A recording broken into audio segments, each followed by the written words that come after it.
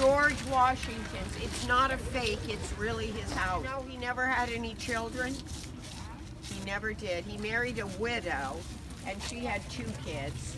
So he was a stepdad and then a step-grandfather. He liked children quite a lot. The mansion started like this. A 4-room building with an attic, with an open area called the Central Passage. And George added on 1 story before marrying Martha Washington. This was their home during the Revolutionary War. The war ends and George will receive more guests, therefore he has to add on some more. George goes for the presidency and returned from the presidency, and at the age of 67 he died. This is a brief history of George Washington and the mansion.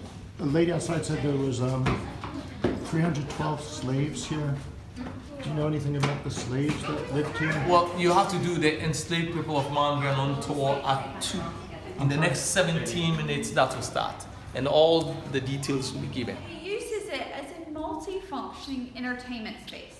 Dances, parties, formal dinners, they would take place in here.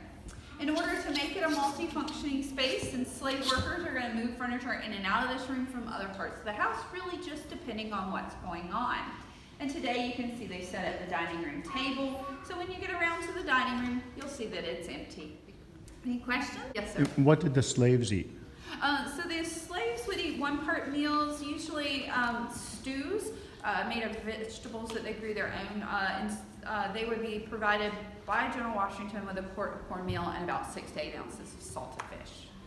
So the leftovers from this, they wouldn't eat if slaves returned? They might, if they worked in the household, they might have access to them. I don't know how much leftovers they're going to be either. So, yes, sir. What is they try to keep everything kind of the trees and things cut back because Washington did that as well so that you could preserve the view. He said there was no greater view in all the United Americas, and I tend to agree with him. It's a pretty spectacular. Even when the fog is in, as always I said, it's hard to have a bad day at work when that's your view you get to look at. Yes. Did any slaves try to escape across the river? I don't know of any. I do know that during the Revolutionary War, they had one of the British ships came and docked at the wharf and did tell the enslaved that whoever joined them, they would give them their freedom. There were 4 enslaved servants that got on the ship.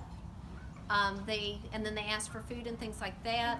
The nephew at the time that was here at Mount Vernon kind of worked with the British, and when the general found out about it, he said he would have rather that he let the British burn the house down than give them anything.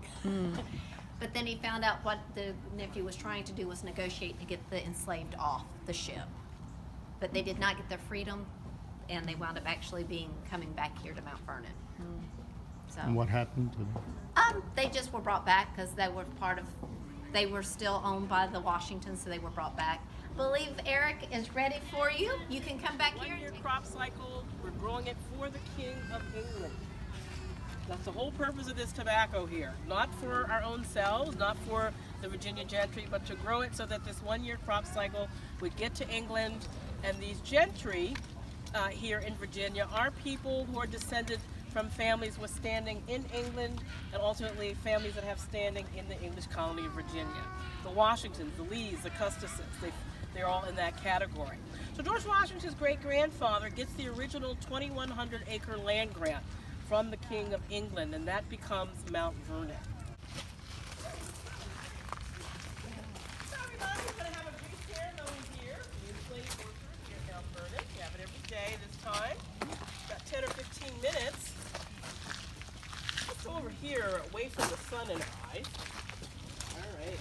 Come here, read a couple bios of some of the enslaved people that lived here, worked here, served the Washingtons. And just so you know, this is the enslaved worker cemetery. So beginning of the last century, it was destroyed. In 2014, there was a new project to restore the cemetery. So with technology and our full-time archaeology department, we've uncovered about 90 grave shafts. I think there are about 170 people buried here. Okay, just pick one. All right. Anybody else want to pick one? Anybody want to pick one? Okay. I'll read one. All right. I'll read one. Okay. You get to pick the enslaved worker bio. You get to read. We're going to give them some recognition they didn't get in life.